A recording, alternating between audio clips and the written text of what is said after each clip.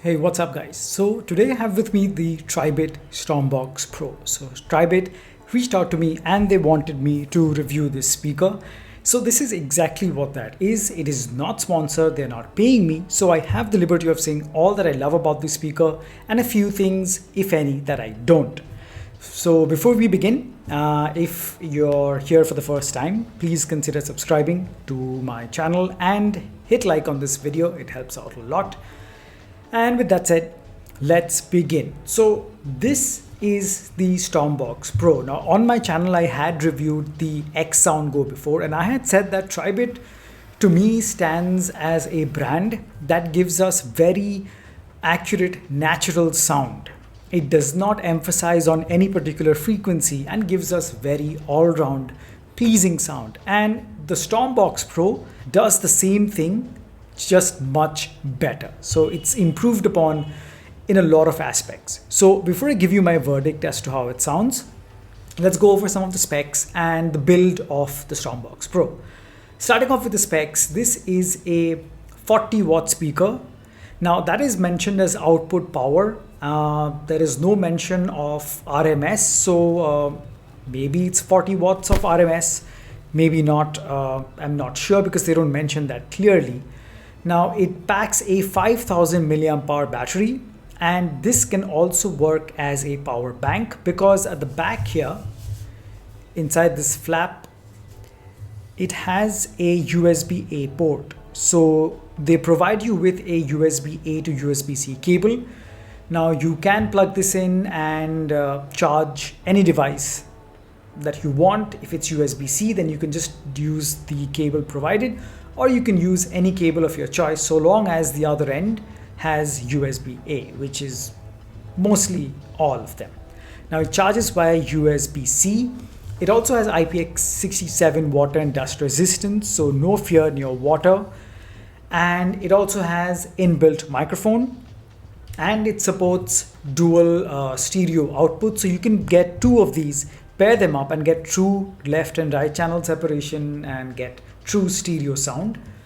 It also comes with Bluetooth version 5, which means that there is almost no latency or lag between the video and the audio, which is always welcome. Now this has got a very nice lantern type of design, especially with this strap here, which is very smooth and soft to the touch, matte finish. This kind of reminds me of the Bose SoundLink Revolve Plus, I guess. Just that this is more cornered and squarish. Now on the body, we have very nice feeling, very premium feeling fabric all around. And on the top is where you have your buttons. So the volume rockers, the multifunction button, the Bluetooth pairing button, power button, and it's got an X bass button, which you do the obvious, which is get yourself more bass. And I'll give you a demo of that and how it works in my review. And at the bottom, you also have these dots, which are actually LEDs. So these will let you know the amount of power that you have or battery that you have left in this. Now, all around in terms of feel, I would have to say that this feels very, very premium. And nothing feels compromised on this. The buttons on top are clicky. The soft matte rubber finish feels really good in the hand. Even the quality of the strap is really, really good. And it's really convenient to carry, like so. And everything just feels very, very well made. So no complaints there. And at the bottom, you have these sticky, this rubber base, so it doesn't move about or slip from the surface. You keep it on even when the low end hits. So all in all, this is a very, very good package, and build wise super, and feature wise also very, very nice. Now let's go into my verdict of how it performed in my testing. So I've played different tracks on this, and you know that if you're an existing or returning viewer, you know that I don't just say good sound or bad sound. I always judge a speaker based on how it can produce the three frequencies that make up any sound that you hear: highs, mids, and lows. So starting off with the highs, where the really sharp sounding instruments are, highs sound very, very natural, very pristine. No artificial sharpening, which even at max volume, this does not distort or crackle. You hear nothing of that sort, and it doesn't sound harsh. It produces very natural, very pleasing highs, which even at max volume just does the job perfectly.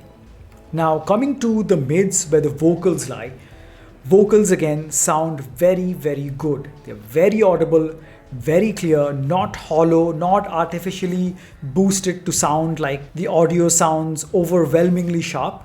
It just maintains that sweet spot and sounds very good.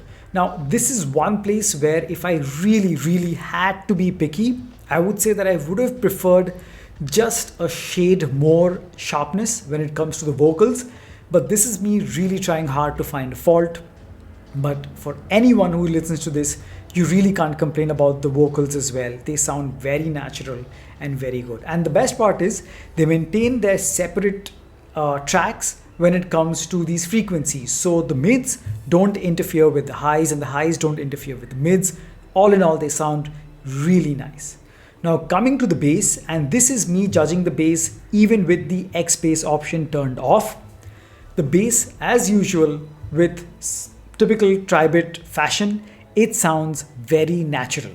So even with the X bass off, you don't miss bass. You know, like there are many other speakers where they give you that extra bass option. So as soon as you turn it on, it's as if they activated the passive bass radiator, and when you keep it off, it just doesn't work. So it feels like the bass is not there.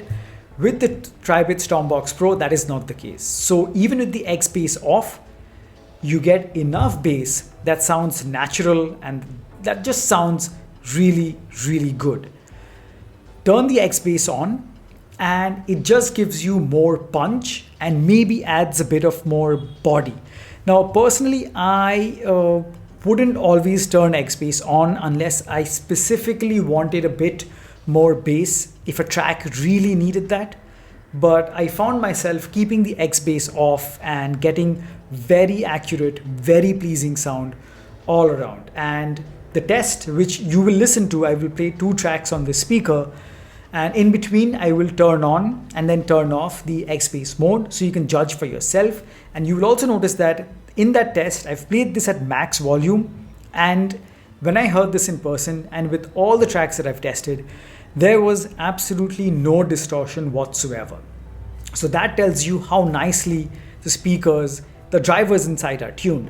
Speaking of the drivers, so this gives you more or less 360-degree sound, as there is one driver on this side and another on this side.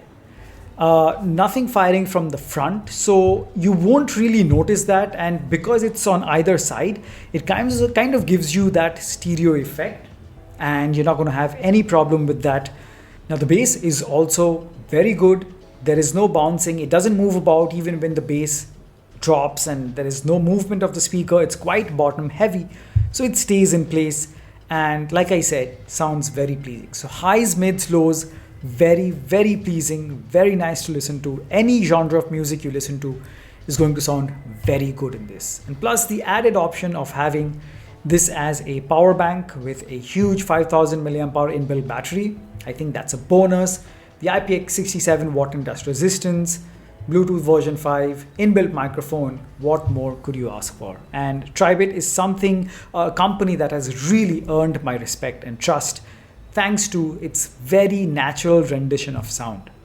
So guys, that is my review of the Tribit Stormbox Pro. I will leave a link in the description of this speaker. You can check it out and read more about this if you want to.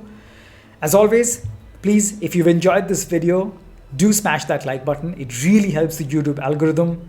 And subscribe to PureCast9 if you haven't already. And as always, I'll catch you guys in the next one. Cheers.